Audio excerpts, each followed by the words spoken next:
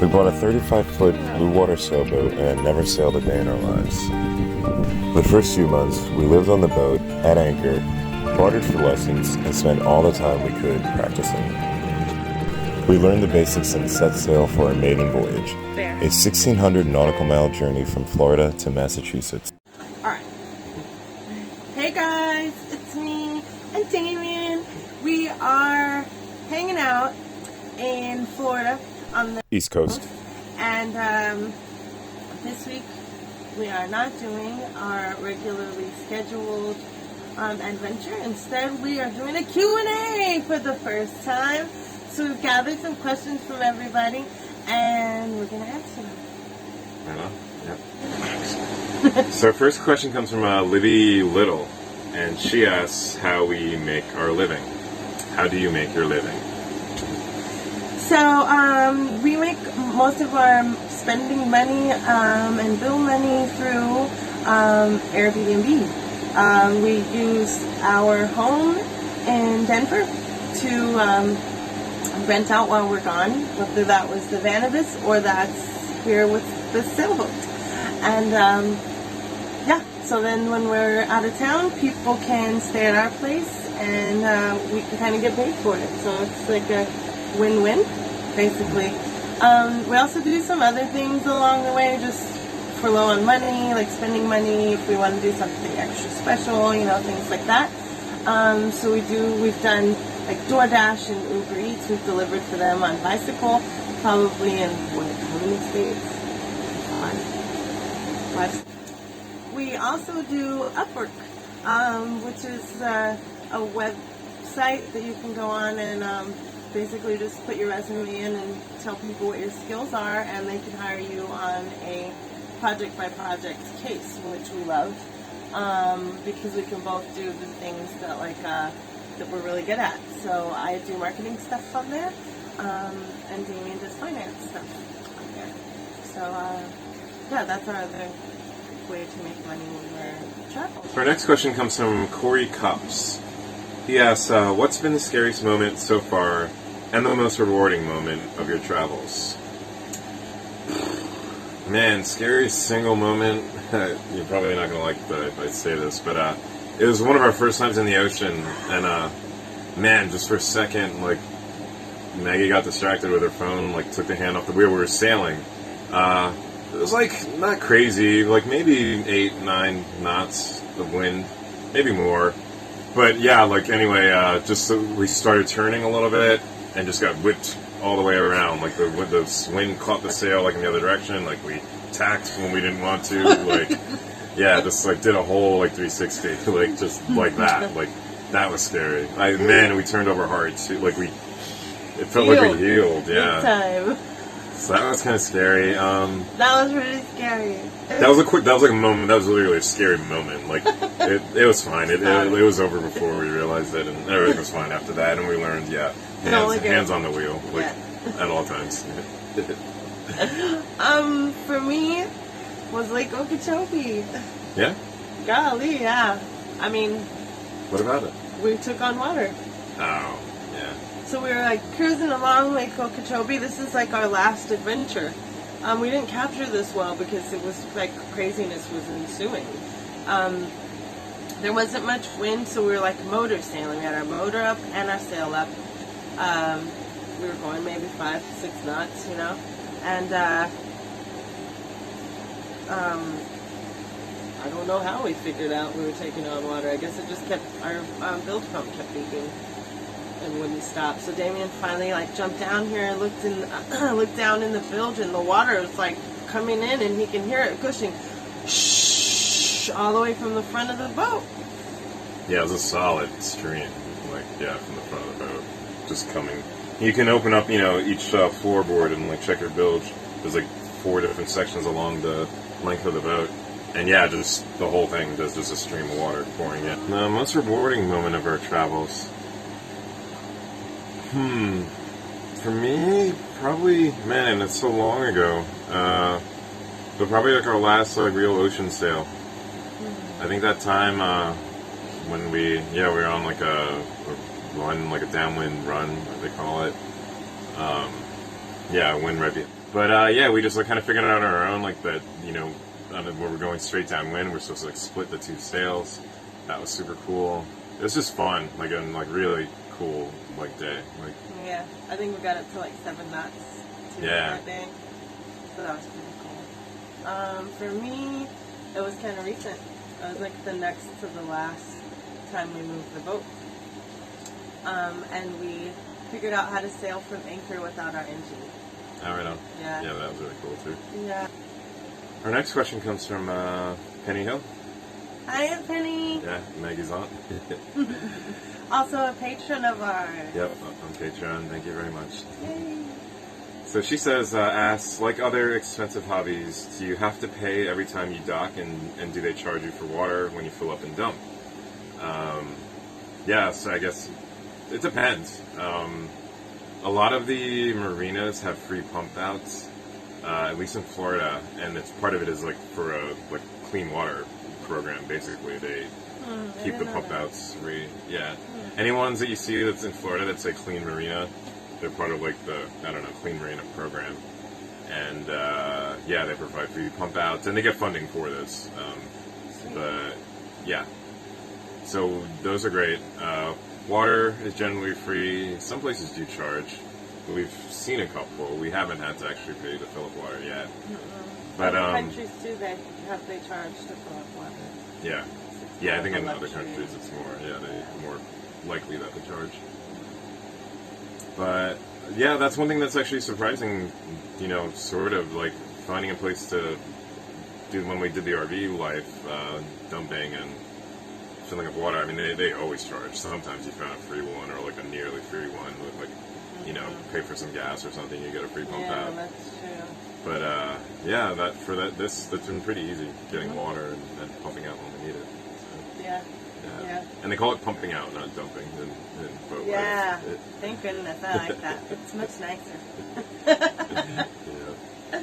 Well, this one's from Chris Jeans. When are you guys leaving the U.S. in the sailboat? I'm enjoying the videos since I've never owned a boat. It's so interesting, LOL. Thank you. So I'm trying to convince Sam that we should leave the country. Now. Not now, but maybe sooner than we thought. But our current plan is to go to Boston, plan our wedding, have our wedding, and then have everybody walk us to our sailboat after our reception. And then we will sail away to the Caribbean. But from up there, I mean, that basically just means coming back down here anyway. And, like, we were trying to book it up there in large part to get out of, like, hurricane zone. But we're in it. We're in it. It's the middle of it. I mean, we're so far from out of it. I don't know. It's like, so yeah, and now we're laid up. We were also going to, like, book it up there, then take some time to, like, just kind of chill, like, maybe do a marina for a couple months, work on some projects, both boat-wise and, like, just things in our personal lives, our business lives. But we're, in a way, doing that now because I'm laid up with my ankle. So, yeah, we've been debating just staying down here, like, just trying to keep, dodging hurricanes as best we can, like, but down here, yeah, until November, and then go to the Bahamas. So, I don't know. But, like, that'll be the first place we go, though. I think we're pretty settled on that, the Caribbean. Starting with the Bahamas, and then we'll hit all those islands up. We'd really like to continue on to, like, Africa, maybe, yeah, do some of, like, Nigeria, then go, like, up the coast and hit up Europe. I don't know. Greece. Yeah, then do, like, yeah, spend, like, next hurricane season, like, in the Mediterranean, basically, like, yeah. But, yeah, that's like, the loose plan. But this year, I think we'll be leaving the U.S. That was a question. Yeah. And yeah, the Bahamas / Caribbean will be the first stop. Yeah. Yep. So and we want to get married, and then like I don't know, we have this vision of like getting married and then hopping on our boat and then leaving the country. Sailing like, into the sunset. yeah. So I don't know. We would like to make that happen. That's the loose vision. Yeah. For our first circumnavigation. Yeah, the start of it. Yeah. So stay tuned. And you can vote below. Should we go to Massachusetts, or should we wait and go to the Caribbean in the fall? So vote in the comments. Yeah. So our next question comes from a patron of ours from Patreon. Celeste asks or says, I was sad to read about Damien's accident. Hurricane season is coming soon. What are your plans for safety? Holding you in my thoughts and prayers, Celeste. Thank you, Celeste. That's sweet. I feel like we're doing pretty good, huh? Just kind of hanging out at the marina. Funny though that she should ask about hurricane season coming soon. Yeah, it's a timely question. There's Isaias or whatever. It's coming as we speak. It's Friday. It's supposed to hit us Sunday night, basically, like early Sunday morning. Saturday night, excuse me, early Sunday morning. I don't know. So like for this one, we've been watching it. We see as soon as you find out, like I'd say like a week ahead of time, like that there's a tropical depression or whatever, something's forming. They have like a track where they think it's headed, and from there we're just basically checking several times a day. I mean, for this one, I think we decide. I'm injured, so I don't know if sailing is so much as an option. I mean, if it's a category 4 or 5, yeah, we'd probably just risk it and just try to book out of here or something, maybe, or I don't know. But so I guess that's what I'm getting at is part of it is the strength of it. So I mean, we were looking at this one. It was a good probability that it was going to be a hurricane. They weren't sure, but I mean, as of now, it's a category 1. Might get up to 2, but no worse than that. Hopefully, we watch a track. But for now, we just happen to be in a marina. It's like a pretty safe marina. It's got like some good breakwaters, nice strong docks, it looks like. So for this one, we're just going to hunker down, tie off real good, spend the night in a hotel, 2 nights, I think. And watch the boat remotely. Yeah, set up our little remote camera, check in on it. Yep. But that's about it, yeah. So generally just watch and watch. And try to come up with a plan, depending on what it is. This one, the best one is the hunger. This next question's from Enchanting Emily 303. She says, looks like you guys have definitely had some kind people with helping hands. I've also heard some say that boat culture can be tough with all those rich egos. And what's been your overall experience so far? I mean, yeah, pretty positive. I mean, that part, I guess I had, I'm kind of new to boat culture too, so yeah, there's definitely this perception that, I don't know, you're dealing with jerks, like, people with egos, and yeah, a lot too much money, think they own the world. But haven't had that, be an issue really at all. I mean, and yeah, I mean, I don't know, for me that part's been a little surprise. I kind of thought that too. I definitely get what you're asking, but nah, people have been really cool and helpful and generous, and I guess the way we're doing it, we're not hanging out in marinas a bunch, but even the ones we have, I mean, we meet people who are still kind of live on their boat, and I don't know, I guess that's what I was getting at. We meet people who are cruising and kind of living this way, and it's the perception is I guess that it's my yacht and fancy darling. Yeah, but I don't know, it's just really, it's like a tiny house that you can move around, it's simple, yeah. If we've had any problems with beeps, it's like harbor masters. They're really not nice, and bridge tenders. I don't know why, but they are. They're not very nice and patient with us new. All right, so the next question is from Michael Tompkins. He asks, or he writes, "Hey guys, love your story. Question: how has the coronavirus affected your journey, Michael?" So it has. It's affected our journey, both theoretically and actually. But yeah, it kind of started with theoretically because we thought we were gonna leave and head to Boston pretty soon after we bought the boat in the spring, and within a few weeks, the first shutdown happened. So. Yeah, we basically just sheltered in place on the boat. Took that time to learn and practice and just chill. I mean, it was really nice. It was like stressful during that time. I mean, when it was all like first going down, you know, remember like you know, you were upset a couple times. It's like, I don't know, scary. It still is, but I don't know. Especially then, it was scary. Like, you know, we didn't Going know into town was super scary. Yeah, going places. yeah. Didn't know how contagious it was or deadly and all that stuff. Yeah. So yeah, it was definitely, it changed a lot of things theoretically in our mindset and stuff. It changed our wedding plans for sure.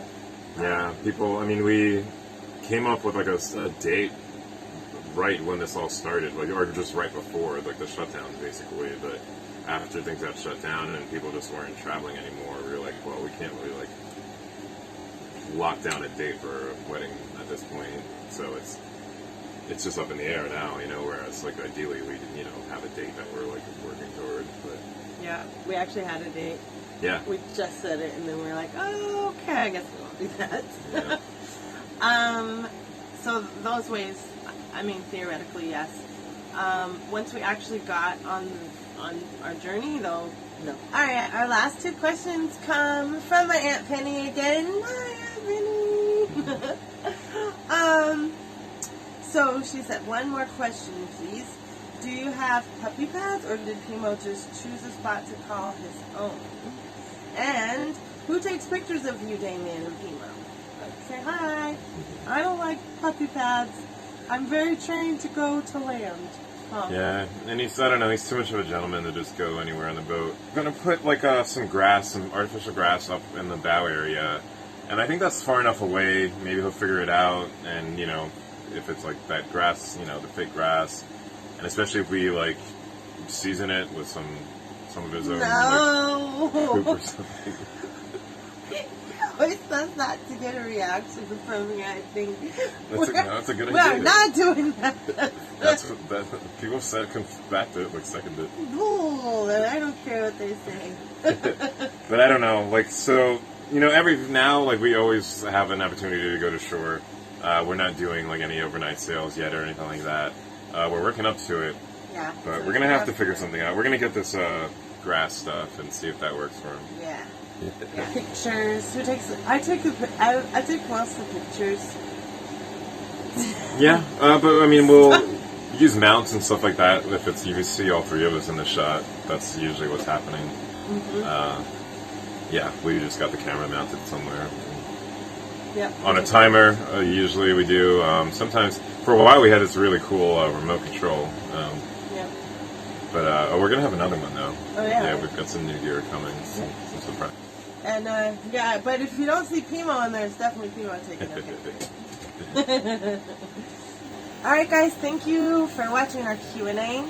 A big shout out to our patrons. We've actually only been on Patreon for like 3 months and we already have 11 patrons, which is great. Next week, stay tuned. A new episode will come out with some new sailing footage. We actually aren't quite caught up, so you'll see us sail again before Damien hurts himself.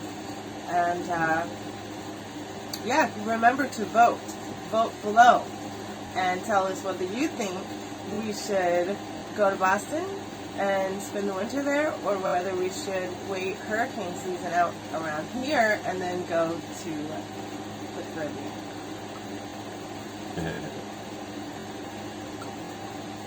That's how you do it. Please continue to check out our adventures as they come out. Like and subscribe so you can get notified when they are out. And we really appreciate it. We're getting close to... We're trying to get to 1,000 followers. I mean, we're trying to just keep growing, really. But 1,000 followers on YouTube is the next big milestone. If you could help us out, like and subscribe. Thanks. Yay.